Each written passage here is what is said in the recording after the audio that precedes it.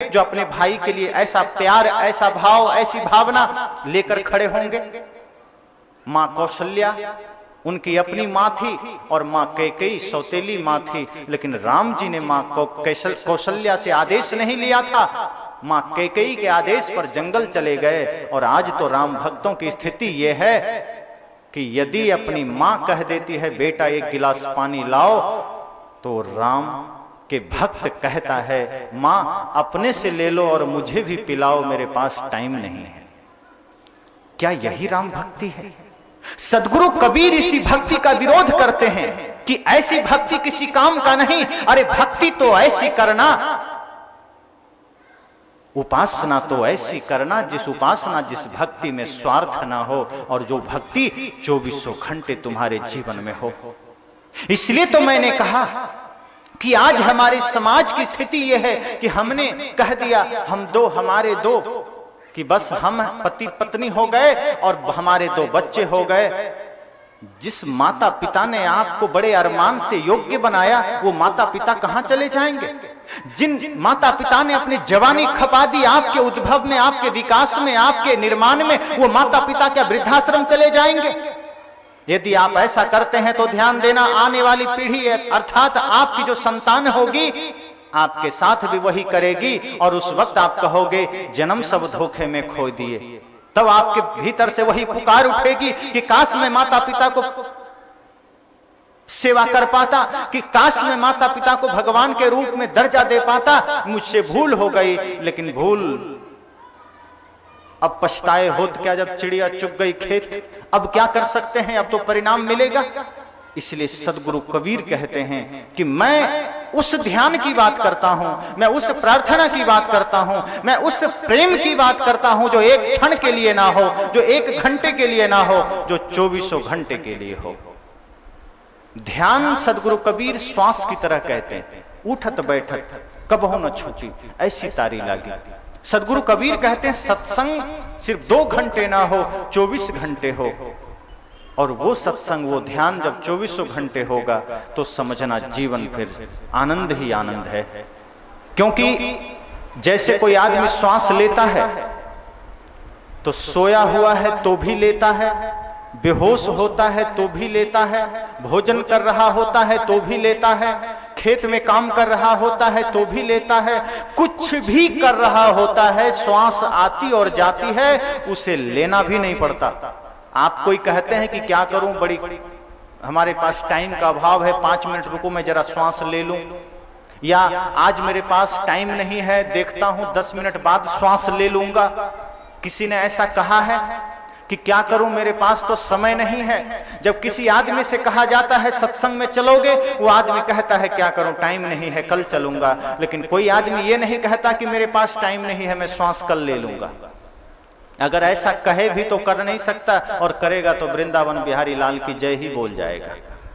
क्योंकि श्वास तो आती है जाती है, उसके लिए आपको प्रयास नहीं करना पड़ता। सदगुरु कबीर कहते हैं भक्ति वैसे ही तुम्हारे जीवन में हो जाए, प्रार्थना वैसे ही हो जाए कि आप खेत में काम करो, खलिहान में काम करो, दफ्तर में काम करो, भोजन बनाओ, उस वक्त प्रार्थना में ही रहो, उस वक्त ध्यान में ही रहो। और जब ध्यान में रहोगे तो जो भोजन बनाओगे वही भोजन परमात्मा का भोजन बन जाएगा। जब ध्यान में रहोगे तो सड़क में झाड़ू मारोगे तो वही झाड़ू मारना मंदिर का झाड़ू हो जाएगा। और जब खेत में काम करोगे तो वही काम करना पूजा हो जाएगी। ये ध्यान, ये प्रार्थना, ये पूजा की बात सदगुरु कबीर कहते हैं। लेकिन आज आदमी इतना आलसी हो गया, इस विज्ञान के युग में आदमी में आलस बढ़ा है। वो भक्ति, सत्संग और सेवा को भी थोड़ा सा बायकॉट करता है, साइड में रखता है और कहता है, कई लोग गरीब होते हैं, वो कहते हैं मैं गरीब हूं।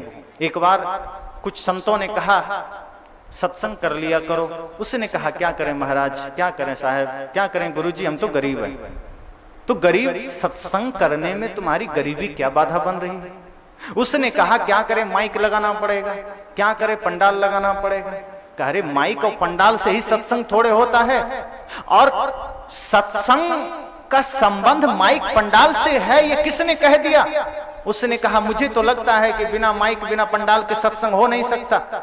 संत ने कहा तुम्हें याद होना चाहिए कि जब महात्मा बुद्ध जंगल में चले जा रहे थे और अंगुलीमाल मिल गया था, तो ना कोई पंडाल था, ना कोई माइक थी, ना कोई वहां भीड़ थी, 2 ही व्यक्ति थे। 10 मिनट में वो सत्संग हो गया जिससे अंगुलीमाल बदल कर अहिंसक हो जाता है। कहा जब सप्तऋषि चले जा रहे थे और रास्ते में रत्नाकर मिल जाता है और रत्नाकर से आधे घंटे का सत्संग हुआ और ना कोई माइक ना कोई पंडाल, और उसी आधे घंटे में सप्तऋषि के ज्ञान से रत्नाकर बदलकर वाल्मीकि हो जाता है। कहा वो सत्संग। उस व्यक्ति ने कहा बात तो ठीक है लेकिन पैसे नहीं है। संत ने कहा अरे नादान आदमी, जब सत्संग की बात आती है तो कहते हो मैं गरीब हूं, जब बच्चों को पढ़ाने की बात आती है तो कहते हो मैं गरीब हूं, जब कुछ अच्छा खाने पीने की बात आती है तो कहते हो मैं गरीब हूं, लेकिन जब शराब पीते हो तब क्यों नहीं कहते कि मैं गरीब हूं, जब तंबाकू खाते हो तब क्यों नहीं कहते हो कि मैं गरीब हूं, जब मांस खाते हो तब क्यों नहीं कहते हो कि मैं गरीब हूं, जब लड़ाई करते हो तब क्यों नहीं कहते कि मैं गरीब हूं, जब झूठ बोलते हो गाली देते हो तब क्यों नहीं कहते कि मैं गरीब हूं। सत्संग में ही गरीबी बाधक बनती है, प्रेम में ही गरीबी बाधक बनती है, अच्छे कार्यों में ही गरीबी बाधक बनती है। ये बहानेबाजी के अलावा कुछ नहीं है। अगर तुम गरीब हो तो शराब छूट जाना चाहिए, अगर तुम गरीब हो तो मांस छूट जाना चाहिए, तंबाकू छूट जानी चाहिए, झूठ छूट जानी चाहिए, लेकिन तुम गरीब मन से हो, तन से नहीं हो। जो व्यक्ति चाह ले वो भक्ति कर सकता है। रावण के पास वैभव था, सोने की लंका थी। आज किसी आदमी के पास एक सोने की अंगूठी हो जाए तो माघ में भी वो धरती छोड़कर चलता है, स्वेटर नहीं पहनता। उसको इतनी गर्मी फूंकती है एक सोने की अंगूठी की कि वो माघ में भी स्वेटर खोल देता है। और रावण के पास तो सोने की लंका ही थी, सोचो उसका अहंकार कितना बड़ा रहा होगा। तो रावण के पास वैभव है, समृद्धि है, शक्ति है, सामर्थ्य है, लेकिन आनंद सबरी के पास है। क्यों भाई? सोने की लंका रावण के पास है, समृद्धि रावण के पास है, फिर आनंद सबरी के पास क्यों है? क्योंकि सदगुरु कबीर जैसे संत कहते हैं क्योंकि आनंद का संबंध सोने से नहीं है, आनंद का संबंध धन दौलत से नहीं है, आनंद का संबंध हमारे निर्मल मन से है। और जिसका मन निर्मल है वो आनंद झोपड़ी में भी पा सकता है, और मन गंदा है तो 5 स्टार होटल में भी वो भयभीत रहेगा, दुखी रहेगा, पीड़ित रहेगा। दुर्योधन के पास अट्टालिकाएं हैं, राजमहल है, लेकिन आनंद विदुर के घर है, इसलिए कृष्ण का कदम विदुर के घर चला जाता है। दुर्योधन का आतिथ्य स्वीकार नहीं करते कृष्ण जी। सदगुरु कबीर कहते हैं इसलिए ये रोना मत रोना, ये आंसू मत बहाना कि क्या करें हम गरीब हैं, ये मत कहना कि क्या करें हमारे पास टाइम नहीं है। अरे टाइम तो वही 24 घंटे सबको मिलता है, क्यों रोते हो टाइम नहीं है? उसी टाइम में सब कुछ करते हो। और भजन सत्संग और ज्ञान ध्यान की बात आ जाए तो टाइम नहीं है। टाइम कब मिलेगी, समय कब मिलेगा? जब मृत्यु सामने आ जाएगी तब, जब मौत सामने खड़ी होगी तब। कहा तब मोहलत नहीं मिलेगी। अंबानी, बिल गेट्स, टाटा, बिड़ला, डालमिया जैसा आदमी अगर मौत आ जाए सामने, क्या करेगा वो? रुपए का बंडल मौत के सामने दे देगा कि 10 मिनट का समय दे दो। तो क्या आपको लगता है कि मौत रुपए का बंडल देख करके उसको समय दे देगी?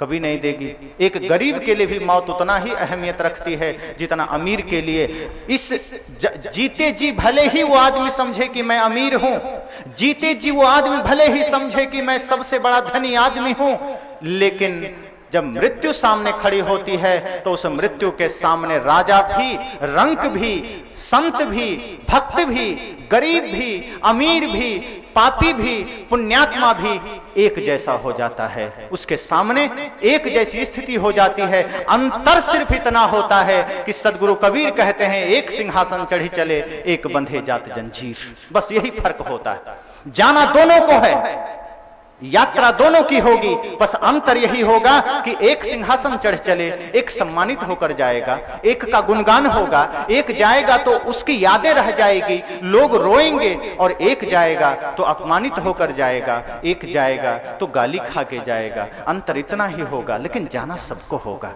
इसीलिए सदगुरु कबीर कहते हैं कि मैं जब ध्यान की बात करता हूं, मैं जब प्रेम की बात करता हूं, मैं जब सत्संग की बात करता हूं, तो इसका अर्थ ये मत समझ लेना कि मैं किसी कालखंड की बात कर रहा हूं, समय के किसी टुकड़े की बात कर रहा हूं। मैं जब सत्संग कहता हूं तो इसका यही मतलब है 24 घंटे सत्संग।